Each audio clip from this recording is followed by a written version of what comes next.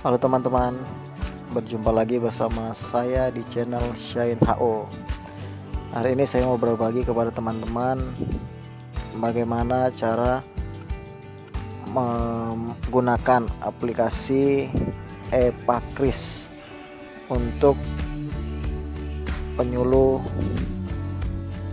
agama Kristen non-PNS sebagai bukti laporan bulanan, teman-teman. Aplikasi ini masih baru, jadi banyak yang belum terlalu paham. Nah, yang pertama kita harus download dulu ya teman-teman. Saya sudah download tapi saya hapus lagi. Nah yang pertama kita cari dulu ya. Kita tulis Epakris. Nah, setelah muncul ini yang paling atas yang warna kuning nih teman-teman. Kita tinggal install. Nggak terlalu besar ya. Nah, hanya 6 MB, 6, berapa sekian MB teman-teman. Cepat aja kita download. Nah, setelah kita download tinggal kita buka. Nah, tampilan pertamanya seperti ini setelah kita download teman-teman. Nah, ini ada ini ya, tulisan masuk. Nah, kita tinggal masuk. Nah, tinggal kita masukkan NIP atau NIK. Karena saya adanya NIK, jadi saya masukkan NIK saya, teman-teman. Ini saya tinggal copy paste. Nah, itu tinggal kita masukkan kata sandi, teman-teman. Nah, ini memang sistemnya seperti itu, teman-teman. Waktu masukkan kata sandi langsung hilang. Setelah saya masukkan kata sandi, nah untuk yang pertama biasanya kata sandi ini teman-teman itu diberikan oleh admin. Punya saya awalnya tuh kata sandinya 1 sampai 8.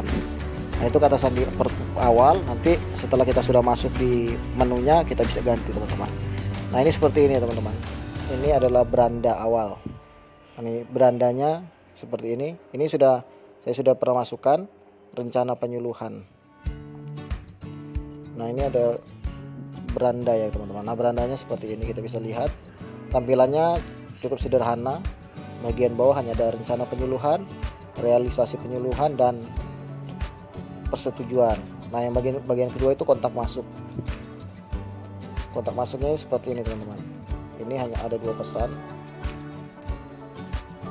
Nah, itu tidak ada pesan yang harus saya kerjakan. Yang bagian kedua itu profil, teman-teman. Nah, ini nama. Ini namanya bisa kita ganti, nomor telepon, foto itu teman-teman. Itu bisa kita isi. Kita tinggal tekan ikon fotonya, gambar tempat fotonya, kita ganti dengan foto yang kita inginkan, teman-teman. Nah, kita ambil dari galeri, tinggal kita pilih foto apa yang kita masukkan. Ada nomor telepon, email, ganti kata sandi. Nah, itu kata sandi awal yang 1 sampai 8 itu tinggal kita ganti sesuai dengan kata sandi yang kita inginkan. Habis itu kita simpan. Nah, sudah seperti itu. Habis itu ada rencana penyuluhan. Nah, rencana penyuluhan ini adalah tempat di mana kita menulis rencana yang akan kita lakukan selama sebulan. Itu ada tambah tanda plus di bawah. Kita tinggal tekan tanda plus. Nah, itu kita bisa isi rencana penyuluhan kita. Kita tentukan tanggal berapa rencana penyuluhannya. Ini contohnya kita bikin tanggal 30 kita akan melaksanakan penyuluhan. Terus materi penyuluhan. Nah, ini ada beberapa materi yang bisa kita pilih, teman-teman, yang berhubungan dengan materi ini. Nah, saya pilih kekerasan dalam rumah tangga. Ini hanya contoh, teman-teman ya. Nah, judul rencana penyuluhnya apa kira-kira? Kalau materinya kekerasan dalam rumah tangga, kita bisa buat judul rencana penyuluhan. Nah, judul yang saya tulis di sini adalah kasih Tuhan dalam keluarga. Setelah itu jumlah umat binaan, kira-kira berapa orang? Ini saya tulis sekitar 20 orang. Nah, tempat penyuluhan ini teman-teman bisa pilih, bisa ini di rumah kah, atau di balai pertemuan, atau di gereja, atau di tempat yang lain. Nah, itu tinggal terserah teman-teman akan mengadakan di mana. Nah, setelah itu sudah disimpan. Nah, ini sudah terkumpul di dalam rencana penyuluhan. Nah, ini setelah kita buat rencana penyuluhan, kita bisa buat lagi berapa rencana penyuluhan. Setelah itu kita masuk ke bagian realisasi, teman-teman. Nah, realisasi ini adalah uh, penyelesaian dari rencana penyuluhan tadi. Setelah kita selesai melakukan rencana penyuluhan, kita masuk ke realisasi. Jumlah jemaatnya berapa? Kalau hadir sekitar 20-an ya 20-an. Tanggalnya kalau tidak berubah ya tetap ya teman-teman, tanggal 30 tadi. Nah itu kita sudah merealisasikan atau menyelesaikan. Terus tujuannya apa? Tujuan penyuluhan yang sudah kita lakukan. Kalau di dalam rencana tadi itu yang akan kita lakukan, tapi di bagian realisasi ini adalah penyuluhan kegiatan pelayanan yang sudah kita lakukan. Tujuannya saya tulis agar kasih Kristus menjadi dasar setiap keluarga. Nah, itu tempatnya tetap ya tempat ibadah. Nah habis itu masukkan foto dokumentasi sebagai bukti bahwa kita melakukan penyuluhan. Itu tinggal kita tekan dan kita simpan. Nah itu hasil penyuluhan kita yang rencana yang sudah kita buat, sudah kita realisasikan dan kita tinggal tunggu. Nah ini materi penyuluhan. Nah ini teman-teman tinggal buka materi tentang kekerasan dalam rumah tangga, tentang kerukunan beragama itu. Nah itu tinggal teman-teman lihat, di situ ada materinya yang sudah disediakan, tinggal kita kembangkan. Nah seperti itu teman-teman ya. Nah ini ada rencana penyuluhan. Ini rencana penyuluhan yang sudah kita buat, kita bisa lihat di sini. Ini bulan Juni. Nanti setiap bulan, setelah beberapa bulan akan timbul di tempat ini teman-teman. Nah ini realisasi. Realisasi juga bisa kita lihat per bulannya ada, sudah tersimpan dengan baik.